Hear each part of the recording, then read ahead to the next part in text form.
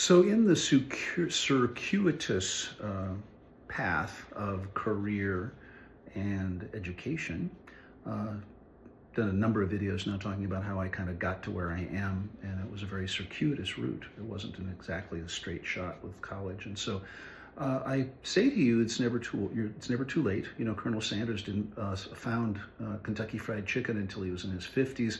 Martha Stewart didn't start her company, Martha Stewart Living, until she was 50, and so on. And so, for those of you that are, kind of wondering what you want to do and what you want to be when you grow up, it's never too late. It's never too late to shift careers. I've had a number of careers that I've talked about, and so I want to talk today about how I moved from clinical social work kind of as a solo degree into corporate training. And so I was at a hospital working, and I had a number of roles in the emergency department. I started as no, you know what? It was before I was an intern. I was called a clinical social work associate. It was my part-time job, I think weekends and evenings during graduate school. So I was not an intern, and I was not a practicum student. I did my practicum students, and I'll talk about that in another video, because I know many of you are interested in the behavioral sciences and becoming a professional therapist, and so this is for you. And so I was working part-time, per diem, as they call it in the hospital world, where you're a contract employee and you work part-time.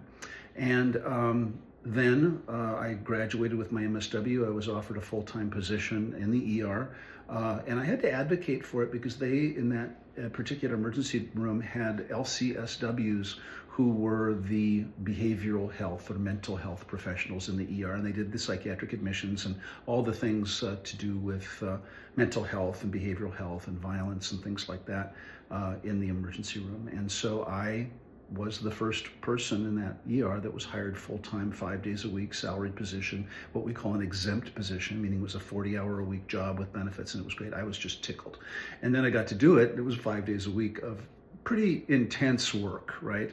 And all of the other LCSWs. Now, bear in mind, I'm an MSW. I was not licensed. I was doing my internship. So I got a wonderful supervisor named Karen. She was an LCSW, very experienced. I had a number of other really great people. Bob was another guy that was one of my mentors that really helped kind of take me under their wing. I had no experience, and I was extremely green. And I did that for a number of years and ended up getting my license. And then I was promoted to clinical specialist there. And then I did a brief stint as the acting department manager when the department manager, who was a nurse, went on maternity leave. And I remember when she told me, she didn't ask me, I laughed at her because she said, well, I'm going out on maternity leave, and I think you'd be really great to take over for me while I'm gone. I laughed. And of course, my argument was, well, I'm not a nurse.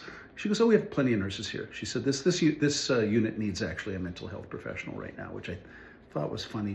Wasn't laughing. So I did that briefly. I was a nursing manager, so I am proud to say that even though no patients have been harmed in my pseudo-nursing career, I hold myself in high esteem as an honorary nurse.